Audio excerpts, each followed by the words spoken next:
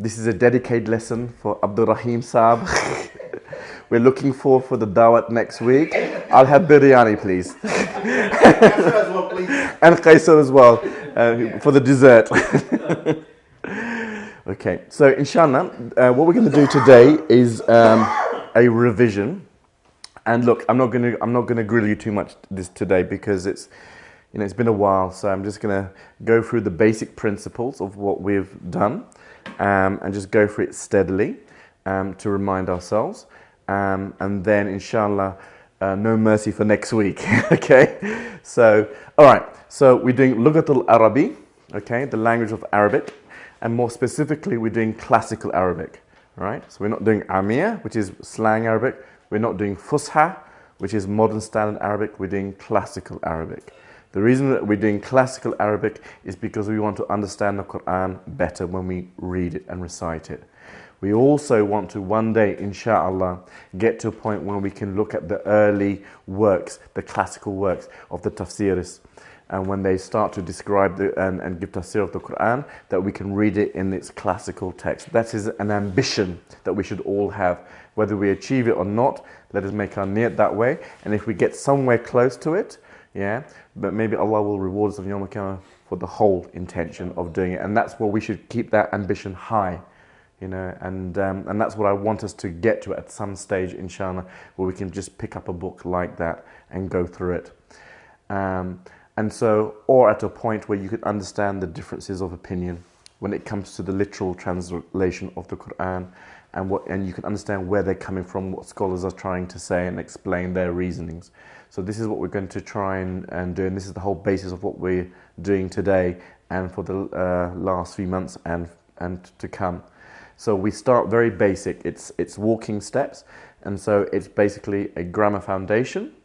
We're doing Qasas al-Anbiya, which is the book that we're going through, which is for children, okay? But it's in classical Arabic, which has got all the tashkil, the vowels and everything, which we've been doing, and we'll go through that. And then once we've gone through that, then we go into bigger and better material after that point, yeah? And so with that, we shall start, and just, I won't pick on anyone in particular because it's the easy session this week, but I will ask questions. If anyone wants to answer or can answer, then that's great. So let's go back to the real basics of Arabic. So how many types of words are there in Arabic, and what are they? Can anyone remember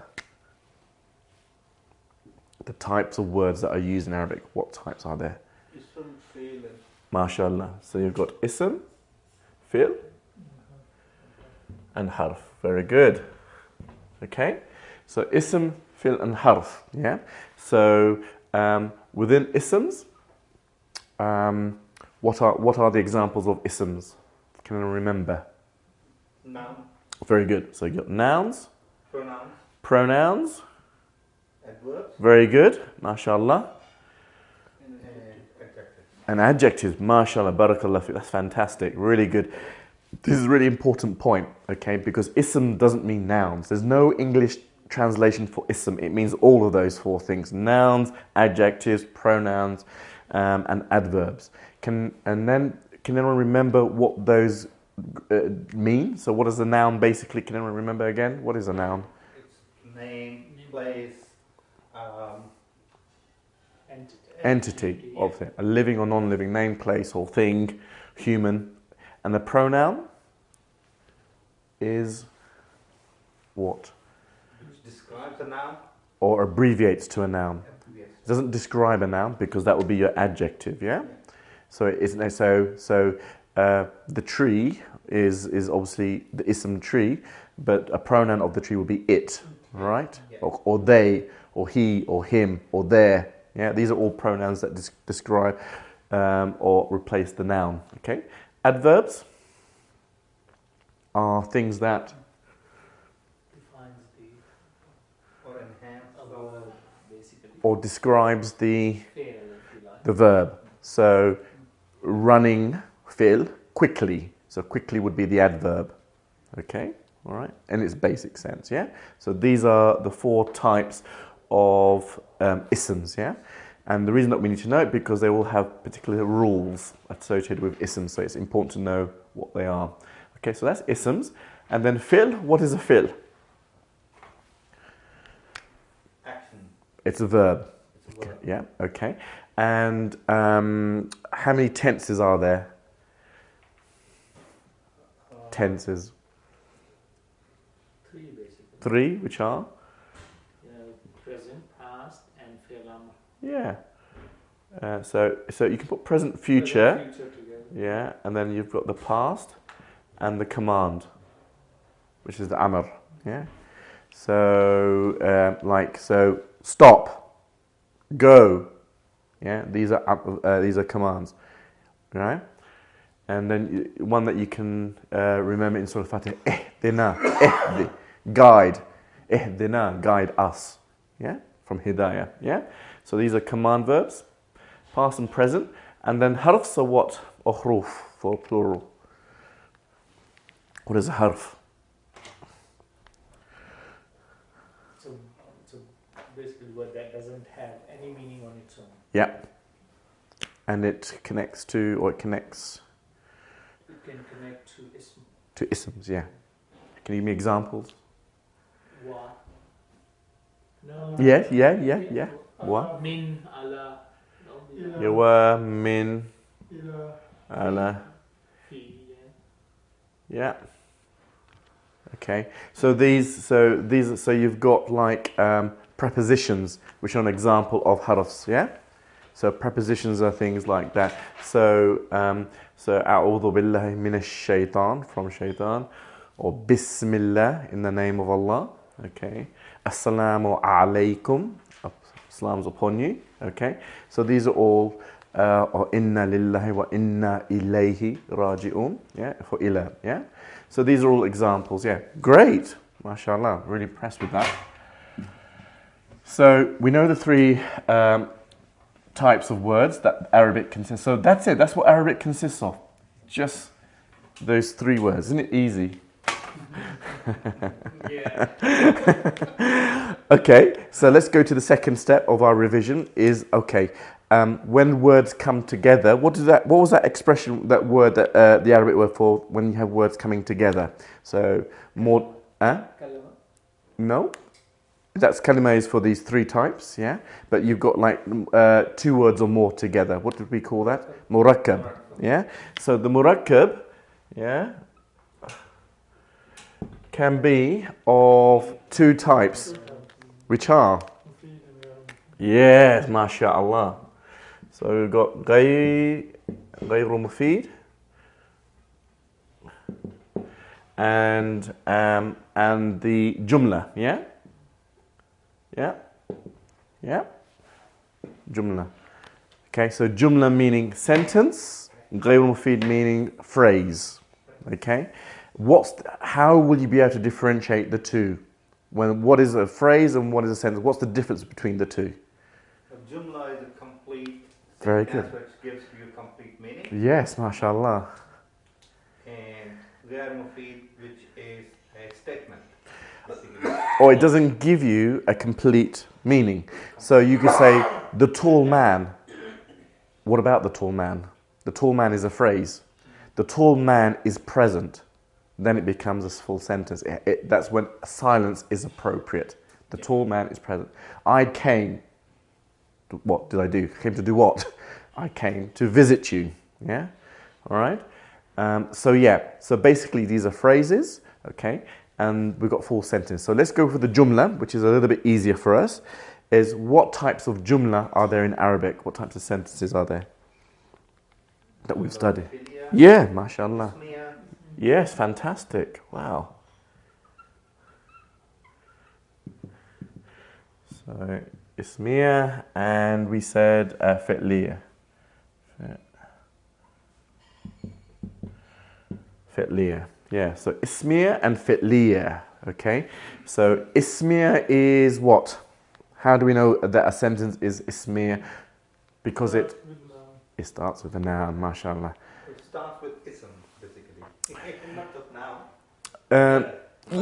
Yeah, but most Often it will be a noun, that's the ism. But you're right, it could start with an ism, but in the vast majority it will be a noun that is in the definite article. So, the tall man did what? Yeah. So in Arabic, although in English you could say a tall man did something, that works in, but in Arabic it doesn't really necessarily work like that. So having an indefinite to start off a jumla ismiya is not common. It's usually addressed as in the definite article. Okay, and we'll come across that, and we'll see when it isn't, why it isn't, and there's always reasonings behind that. Okay, so yes, isms or nouns. For the fi'liya, it basically starts with a verb. And that's the principle. That's what's really easy. That when you go there and you see the murakkab, if you work out it's a jumla, then you see what it starts with. Is it ism or is it a fi'l? And that's how you take on the sentence. Okay? And we'll go through some examples of that, inshallah. So, but yes, these are the two. All right? So, and then, so we're going to further break this down because we've done this, and then we'll go on to the ghayr mufid. So for the ismiya, what does that break down into? What part consists of an ismiya? Here's your clue, 2 arrows. Mubtada and khabar, yeah? Yeah? Mubtada and khabar. Yeah? Okay. So the mubtada is what in English? What is it? What does it mean, mubtada? And what does khabar mean?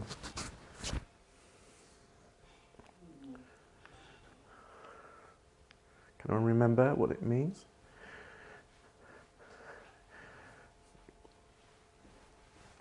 So the mubtada is something that is introduced. Yeah?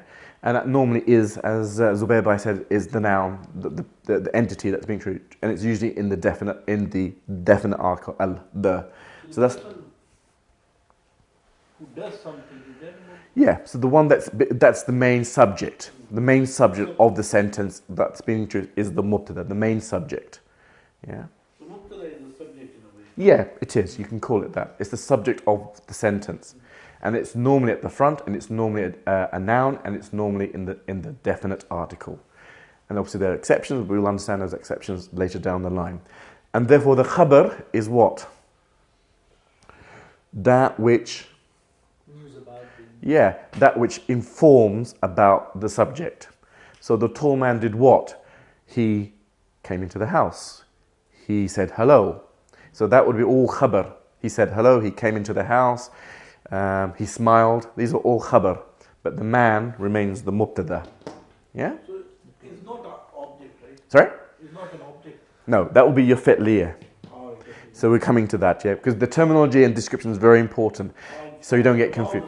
Yeah. So this is with the jumla ismiya. So there's no verbs in here, although verbs can be nested within the khabar, and we've done that in the Qisas al-Anbiya. Put one example for this one. Yeah, so we could, all right, so, yeah, sure. So we can do, let's do,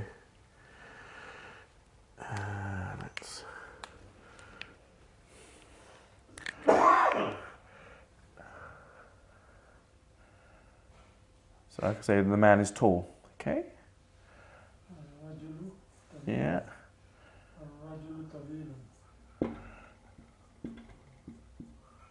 الرجل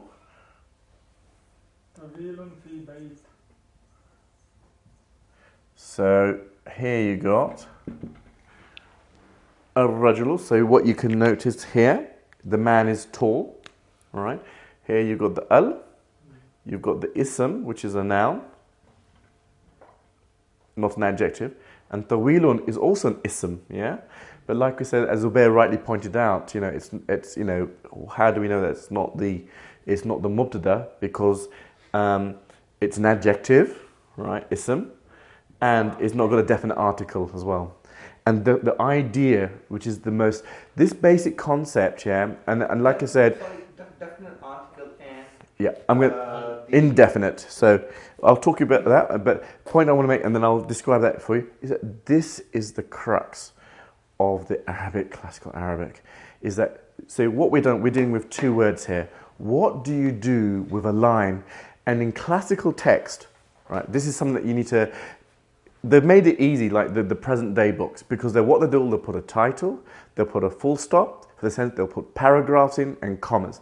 In classical Arabic, there's no such thing. It is just line after line after line with no full stops, no nothing. It's just lines, lines, lines, lines. Yeah, and so you have got to know where to put the is in, because there is no is in Arabic. Right, so the is implied between when you worked out where the mubtada ends and where the khabar starts. That's where you put the is in, right, in the middle, right. So this is something that we're going to really, really practice knowing, yeah, because it could have been like if remember there's no tashkil in something, so it could have been like the tall man did something. But if you know that actually that this is definite and this is indefinite, right, you'll know that actually it's not the tall man, it's rather the man is tall. See? The man is tall rather than the tall man. But you can make that mistake if you didn't know grammar. And therefore you can make many other mistakes. Obviously this is just a simple version. Okay? If you make sure you remove the al. Yeah. So, but the thing is that why is this the mubtada? The clue is that it has a definite article. Right? Okay. So why is it, this is an adjective, but why is it not describing the noun in terms of the tall man? Right? Because it's not following in the rules. It should be definite article as well. It's not. Because it's not definite article, it must be the khabar. And therefore, then you put the is in. So it's, instead of the tall man, it becomes the man is tall. Right? You remove the definite article. Yes. And make it convenient. Yes. Rajulun tawil. Yes. So if it was rajulun tawilun, you're absolutely, then it'd be a tall man. If you want the tall man, it'd be ar-rajulu at-tawilu. Yeah? If it's rajulun tawilun, then Yeah. it's not a sentence. Sorry? No, it's not. It's a phrase. It's a phrase. Yes. So and as well as ar-rajulu at-tawilu would also be a phrase. Yeah? So it's a phrase then, the tall man, or a tall man.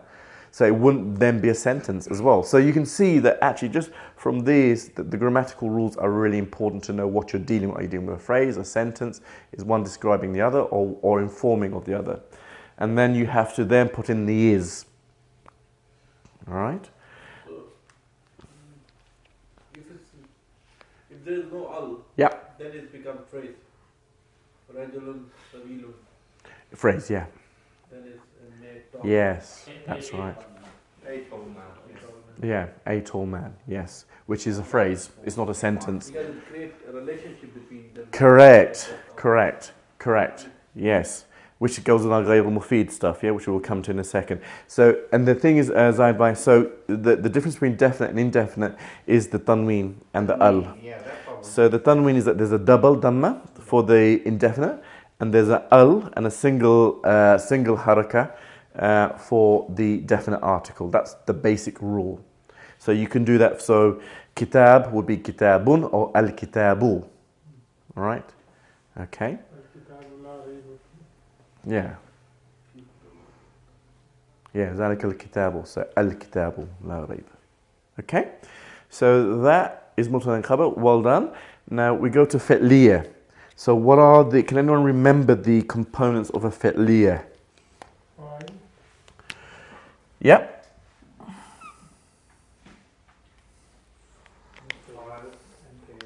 No. I'm not just, the word is just circling in my head. It must have a file and must have a fail. Now, yes. So what I've done actually 4 arrows. 2 are in solid and 2 are dotted to indicate something. And any sharp pencils here might know what I'm trying to indicate by that and can shout it out. But yes, the basic requirement for any fi'liya, it must have a fi'l and a fa'il, okay, which is basically a verb and a doer. So a fa'il, okay, is the doer, all right?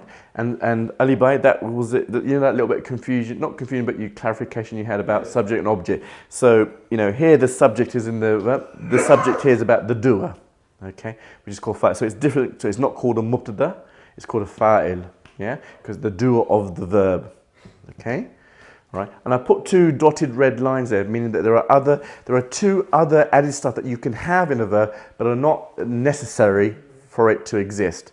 Can anyone remember what they might be? Yeah, maf'ul bihi, which would be the object. Yeah? And the other would be?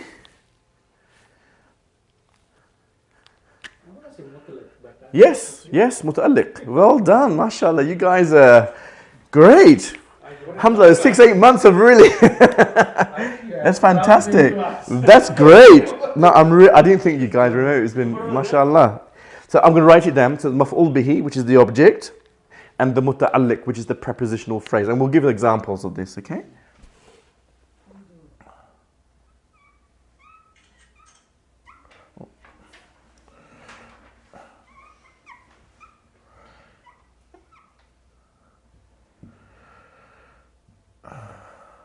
Maf'ul bihi and muta'alliq.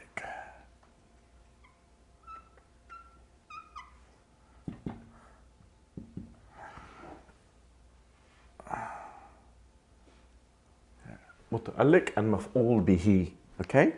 So, I'll do one example in English, then I'll do one in Arabic. Okay? So, let me just. Yeah. So, the one that we've always done as an example is, Amr hit Zaid. Okay? So, Amr becomes the subject. Hit is the verb, hit. Hit Zaid, which is the object. And muta'alliq would be with his hand or with a bat. Okay, with a bat. Right? So then you say, but you could just say, Amr hit. Amr hit Zaid. You can have that, but if you want to describe it, you can have a muta'alliq there. Not necessary. Okay? Now, the reason in hit. Now, remember, we talked about this previously. Let me get there are transitive and intransitive verbs. All right? What that basically means, there are certain. So, grammatically, yes, you just need a fil and a fa'il. However, there are Arabic words, where it's inappropriate to just leave it at that, where you do need an object, and hitting is one of them. Because you need it because it's a transitive verb. Yeah? Whereas sitting doesn't. He sat. Yeah? You don't have to describe what he sat on. It's okay. Yeah? But there are other verbs that you have to then, and that doesn't necessarily link in with the English. We remember we had this point before. It doesn't. I think Zaid, you raised it as well. So, well, in English you could say that, and why not in Arabic? There are Arabic verbs that are just defined as transitive, that need an object, and there are ones that are intransitive. And most times it links in with the English, but not necessarily all the time. Okay, and we will discover that through the words that we do. Okay, so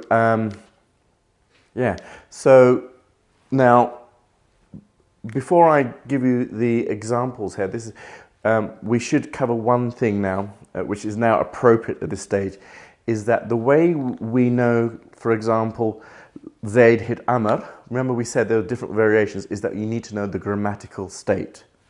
All right, so.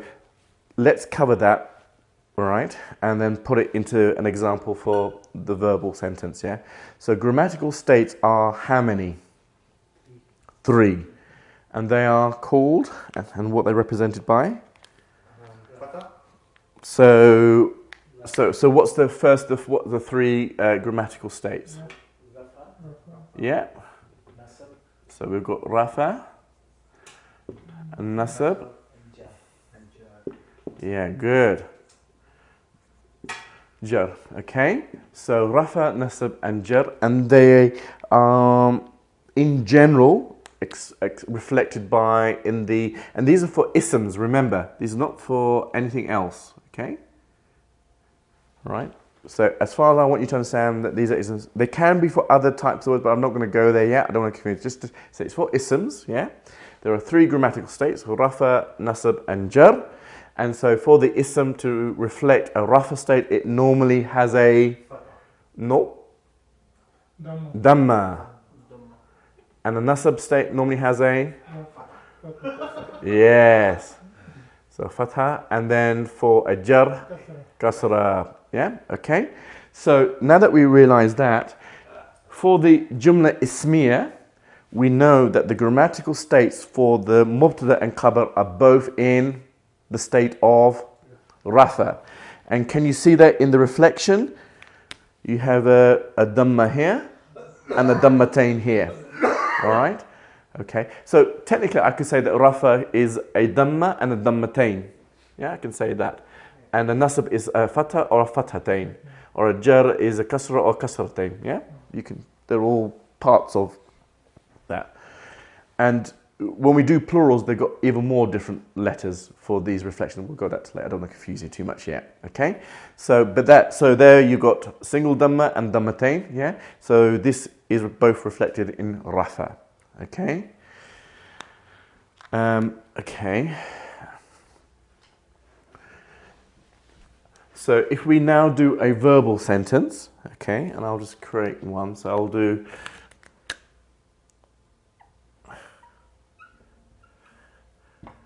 daraba.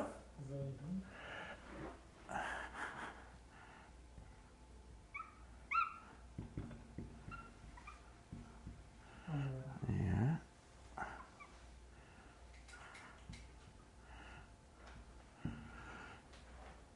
And then we can say biyadhi,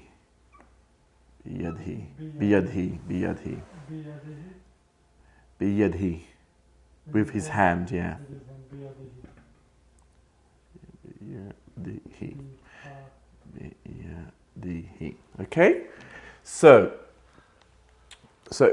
here will be the example, right, where you have the verb daraba, Zaydun, okay, and then amaran, and then biyadihi. So verb, the fa'il, which is Zaydun, amran, which is the maf'ul bihi, and biyadihi, which would be the muta'alliq. Okay, and the muta'alliq is always a prepositional phrase. So it has bi, which is the preposition, like in Bismillah, and yadihi, yad, and would be the hand, and he is his hand, biyadihi, right? So Zayd hit Amr with his hand, all right? So Amr is maf'ul bihi. Yes. Now this is the thing that I wanted to come on to, was that how do you know, all right? Well, you could remember what we said. Is not necessarily the logical sequence, all right? Because in Arabic you can mix it around, and we'll go through that again just as a reminder. So the reason that you know that Zayd is the fa'il is because it is reflected by a dhammatain, and that's going to be in the state of rafa, and because amran, okay, is reflected with a fathatain, yeah, which will be for the state of nasab, okay, and biyadihi is muta'alliq, and the way that you can know that is the context of the meaning and the fact that it's got a preposition there. Okay, all right. So is Fatatan, yes. but there is just one. Yeah. Sorry. Let me just do that again. Yeah. Yeah. Sorry. That's just me. Sorry. Yeah. Yeah. Fathatain.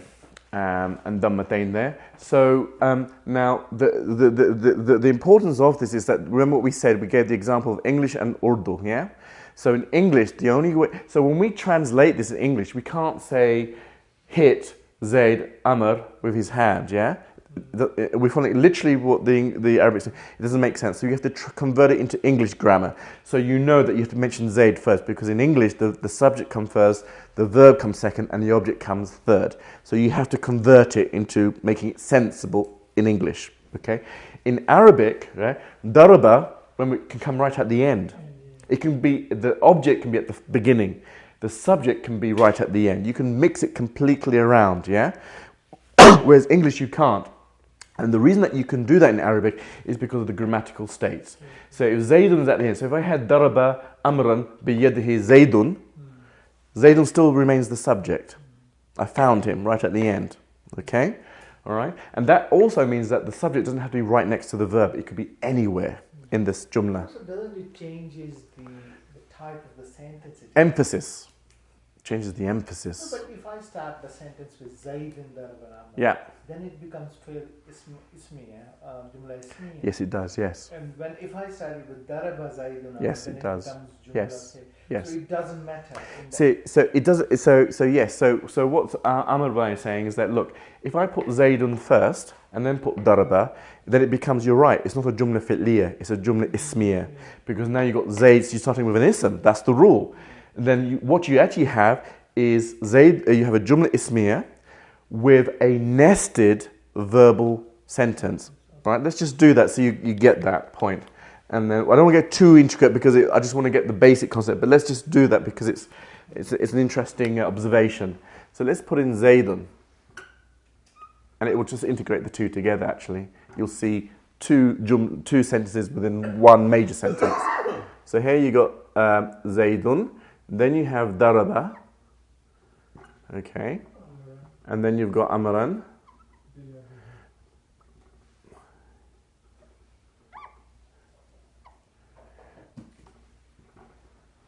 Okay, so here what you have then is you have the mubtada, which is the Zaydun, because it's not fi'liya now, all right?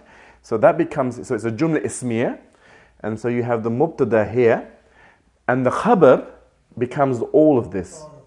So the khabar, right, has a jumla fi'liya in it, because it starts with a fi'l. But then you might say, well, where's the fa'il? And remember the rule we said. The rule is for a jumla fi'liya is that every verb fi'l must have a fa'il. Either it's outside of it or it's inside of it. So if you can't, so you look at the whole sentence and you try and find out, because that's where the confusion can happen if you don't know grammatical say. You might think, oh, well, it's amran. Yeah, but you know the rule that amran is in nasab. So it can't be, it's not in the state of rafa. It has to be the object, maf'ul bihi. So it cannot be the subject. Yeah. So you look at biyadihi. Well, that's starting with a prepositional phrase. That can't be the subject. So by exclusion, you work out that actually I can't find a fa'il. So the fa'il must be inside of it. And every verb, remember, is conjugated, yeah, with its pronoun. So daraba, if it was alone, is he hit. Darabu, they hit. Yeah. Darabta, you hit. You hit. Darabtum, you all hit. Darabtu, I hit. Yeah. So every verb has a pronoun inside of it. Whereas in English, you have to say I hit, we hit, they hit. In Arabic, it's all encompassed into one. You only use it if you can't find the fa'il outside of it. And it mustn't be before. It must always come after. Because remember, Zayd is actually the subject in the meaning context. But from the analysis point of view, Zayd is not the grammatical subject of daraba. It's in meaning, yes. It's not there. So you can't say, oh, it's Zayd. You know, that's the fa'il. It's not the fa'il. It's the mubtada. The fa'il is in the huwa in here. When you come to translate it, of course you don't say Zayd, he hit Amr with his hand. It doesn't make sense in English. So obviously you would translate it and convert it into English way of speaking by saying the exactly the same thing as the top one, that Zayd hit Amr with his hand. Same, but different emphasis. And this is where the scholars, when you come to an ayat in Quran, because they might say, well, Allah put Zayd, let's say, in the ayat, as the mubtada and not the fa'il. The scholars will give some deep meaning to this and compare. This is when you start to go, this is quite profound. Why did Allah choose Zayd out as a mubtada rather than a fa'il? What's the significance of that? And they'll bring other ayats in or whatever to give examples of why that might have been the case. Which is then a really profound thing. You start to think, wow, gosh. And then when you hear it being recited or you're reciting it, then you're in a deepness in your iman and reflection just on the linguistics alone. So this is why it starts to become beautiful. What will be the translation of Zaraba Amran biyadihi? So Zayd hit Amr with his hand. No, if we forget about Zayd, if it's only Zaraba. Oh yeah, so if it was Daraba Amran biyadihi, it would be he hit Amr with his hand. We don't know who the he is unless it's in the context of the previous jumla. So if Zayd is mentioned way back in the beginning, so it could be like this. So Zayd came into the house, he was very angry, and he saw Amr in the distance. Right? Then after a short while, Daraba Amran biyadihi. He hit Amr with his hand. In the context, you can think, oh, that must be Zayd, because he was the one that was angry. He was the one that came in. But that's how you would do it, because on its own, it's non-specific. Who is he? But you know it's a he. And you have to then identify who the he is in the context. Not Zahir. No, what? One more question. Amr is sitting next to me. It's one more question. Can we start the sentence with Yadi? Can we do that? All right. So the question here, yes. No. Okay. Sorry. Aliba, yes. Foil, like Sorry. foil. Yes. Is that a subject or object? Subject. Subject. Yes. Subject. Yeah. Oh, better than saying subject, say the doer. Doer, so do the Because you're using subject for the mubtada. Better to say the doer, the fa'il. It's not the mubtada. Because this mubtada means the one that's introduced, the subject of the sentence, whereas fa'il literally means the doer. And that will help you to link in with the verb, the doer of the verb, fa'il. Yeah?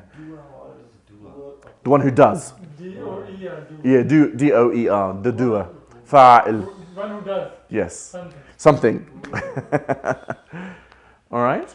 And if, Doer. if we say Zarabu, Amaran, Biyadi. Daraba, you mean? Zarabu. Darabu? No, you can't, it doesn't exist. Doer. Yeah, so this is the thing. So that's another interesting thing after Bo's mentioned is that, look, and this is where, with familiarity, you'll recognize it, is that there are patterns. And so, so there will be like patterns. So when you have three letters with three fathas on it, most likely it's going to be a verb. The clues are that you just know it from the language, from the dictionary that you've had it before. Third would be the clue is the pattern itself, right? And you know darab is about hitting, so it's going to be like that. And if it's past tense, it's going to be daraba. So you just do it from recognition of the patterns. But there's and you would know that durable doesn't exist, okay? And that will be in the language, okay? So daraba, jalasa, fataha, kasara. Yeah, these are all verbs that have that same pattern, and most instances, 90% is going to be like that pattern for this particular one.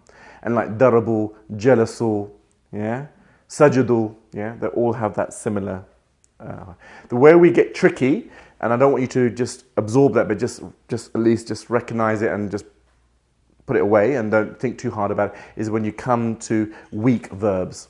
Yeah, weak verbs are when things go a little bit awry. Yeah, and we'll talk about weak verbs later. So just note that there are other types of verbs. Yeah, but I don't want you to think about it too hard. I just want you to get this concept in your heads. Okay, so right. So Here's my question. yes. Can we start biyadihi?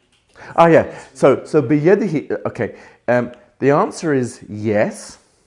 Right, because remember what we said. Right, so everything can swap around, yeah. So, but if you put biyadihi first, yeah, it can never be the mubtada. It can only be the khabar. Sure. All right, okay, because you can't start because first of all, it's not a verb, right? It's bih, so it's a preposition, right? And if you put if it exists in the Arabic language in a sentence and it comes first, yeah, then it's got to be the khabar coming first and the mubtada is delayed. Okay, and we came across that in the stories of the prophets. Kana fi qaryatin, there was rajulun mashhurun. So there was in a town so fi came first, fi qaryatin, yeah, or you can just say fi qaryatin. Rajul mashhurun. So fi qaryatin is in a town.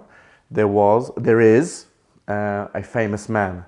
In that instance, actually, you'll see the exception. You'll see that rajulun is indefinite.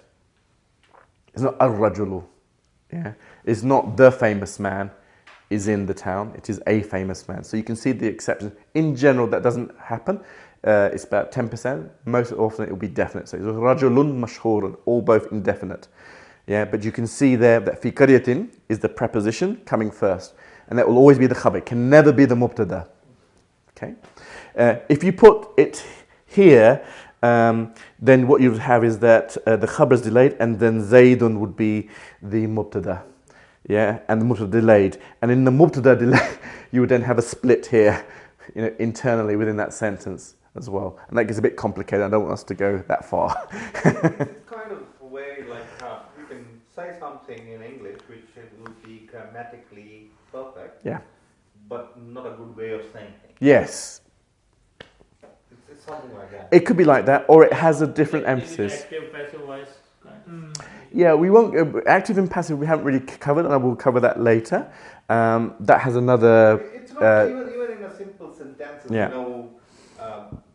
don't have a specific example in my head at the moment, but there's a way you can say something, but then there's a better way of saying the same thing. Something like that. So. Okay, so what I want to do now is cover our phrases. غير مفيد, yeah. So we did our murakkab, yeah. So we did the jumla and the غير مفيد. The jumla we've completely broken down into its ismiya, fi'liya, ismiya, mubtada and khabar, fi'liya into fi'l and fa'il and maf'ul bihi and muta'alliq, yeah. So we've done that. We've broken that down completely, which is great. Now we'll do the غير مفيد, okay. And so the غير مفيد are phrases, yeah. And there are about 12 phrases or so in the Arabic language, and you need to recognize them, because it's like then you can rule out whether you can do it by exclusion, say, oh, there's a phrase relationship going here, yeah, and we'll see examples of that. But can anyone remember what phrase relationships we know? And we already covered a few just through these examples. Yeah, so you have the mawsuf and sifa phrase. So mawsuf and the sifa phrase, and then you've got the jar. Sorry, let me just get that. And then majrur.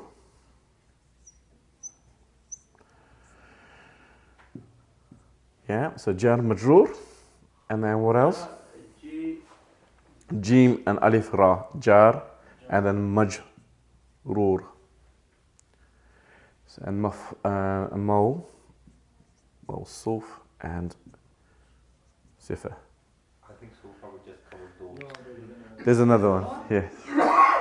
What is the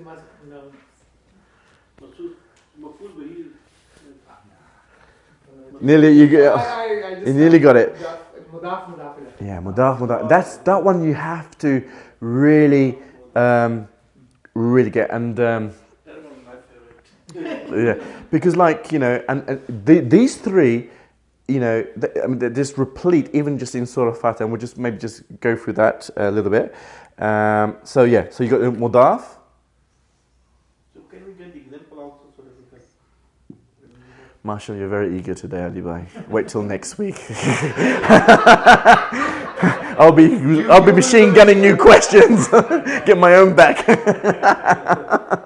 think Ali Bhai is right. Now I'm getting advice. Now the things are more clear. I think we should always have session like this after a month. So mudaf, and that equals idafa. Okay, if you want to just idafa. Okay, so that's what it equals, idafa. All right. So the mudaf and the mudaf ilay. Sorry. All right. So which is the possessive phrase. Zayd's book. The book is meaning that it belongs to Zayd. Zayd's book, or the book of Allah, Kitabullah. Right? So that's your mudaf ilay. Your jar and majur we've just done. Biyadihi, Bismillah, Salamu alaykum, all these things. The mawsuf sifa we did here, but this was a muta, so it'd be rajulun tawilun, yeah, tall man, okay, beautiful plant, whatever, yeah. So it's adjective that goes with its ism noun, yeah. All right. The rules are for these, and there are rules, remember, that help us to recognize that we're dealing with a phrase relationship. The mawsuf sifa is that it must match the ism noun in 4 ways. Remember? Can anyone remember what those 4 ways might be? Definiteness, gender, plurality, Great, mashallah. Which is why in this one we know that although tawil is an adjective, tall, but it's not a sifa to mawsuf. It's not a mawsuf sifa phrase because it's not matching in two. So yes, the both gender is correct. Rajul is masculine, tawil is masculine, or to be tawilatun. All right, so we know it's so masculine. It matches, yeah. Okay, it matches in grammatical states, both in rafa. So 2 out of the 4 it's matched. So it's possible it could be a mawsuf sifa. However, in the definiteness, one is definite and one is indefinite. So bang, can't be. Just on that one alone. And the second reason is that one is what did we say? What were the 4? State. Yeah, no, we did grammatical. So both grammatical state. So gender, and the other 2 plurality. Yeah, plurality. Sorry. Yeah, both are plural. Same singular. Yeah. Yeah. So actually, sorry, it matches in 3 out of the 4 ways. All right. So both masculine. Right. Both same grammatical state. Both singular. So you think, oh, I'm on a run here. One more. It must be mawsul sifa, but just on 1 out of the 4. One is definite and one is indefinite. Cannot be. It's got to match always in the 4. And that's the subtle difference it can be. It can be more differences, but that's the subtle difference it takes to split that, and that's no longer a mawsul sifa phrase. It's got to be something else. And we looked at it as a mubtada and khabar. Yeah? So that's your mawsul sifa, and that's why you need to know these rules as to what a mawsul sifa is. Yeah? So that's number 1. And then you've got jar majrur, which you've got biyadihi. Yeah? The rule here is that it must have the jar harf, yeah, which you will recognize. There are only a set number. We all know them. Fi, bi, ila, ala, li, la, yeah, an, yeah.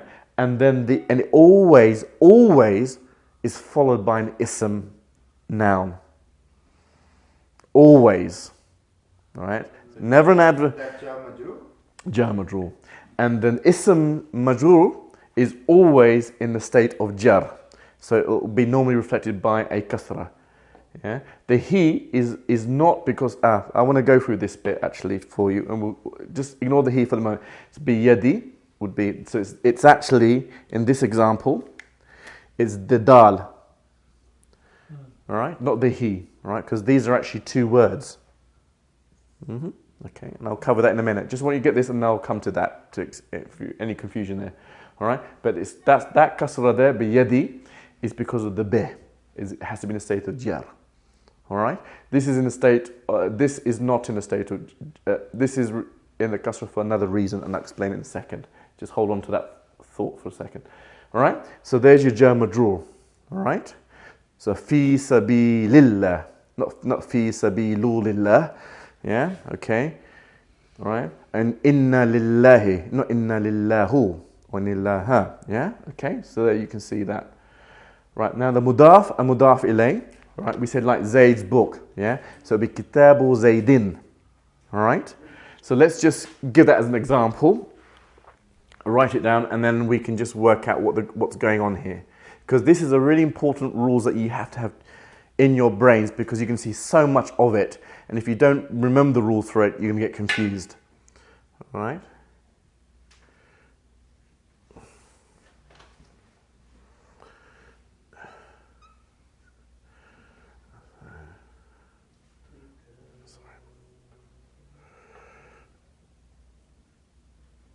Okay, so you got Kitabu Zaydin, all right? That's your example of a mudaf ilay relationship, yeah? Zayd's book. Now, the grammatical rules that you've got to recognize. Number 1, it's always isms.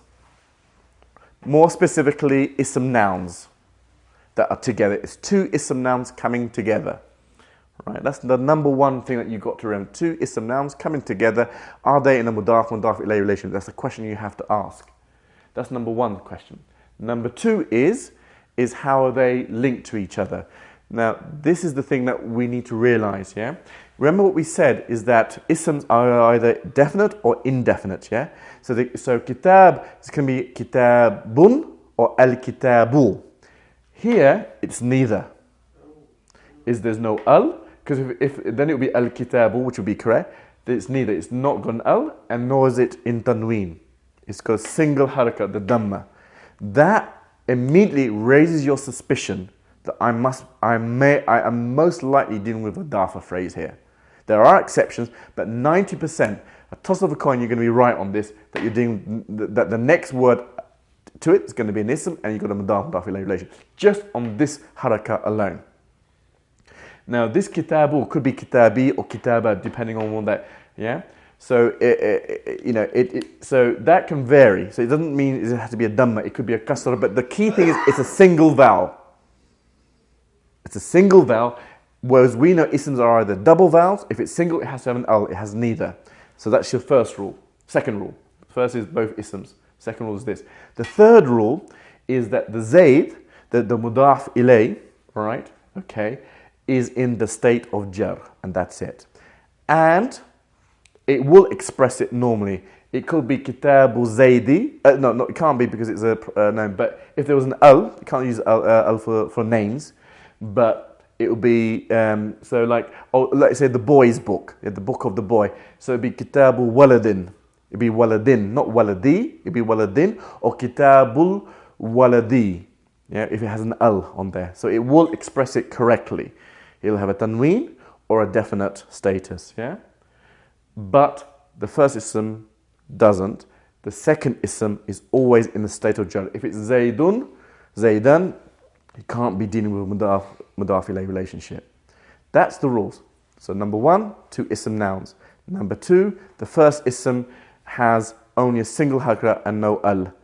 That's raises suspicion. The second one will be in the state of jar. That's your mudaf ilay relationship. All right. So if we come back to this biyadihi, so what's going on here?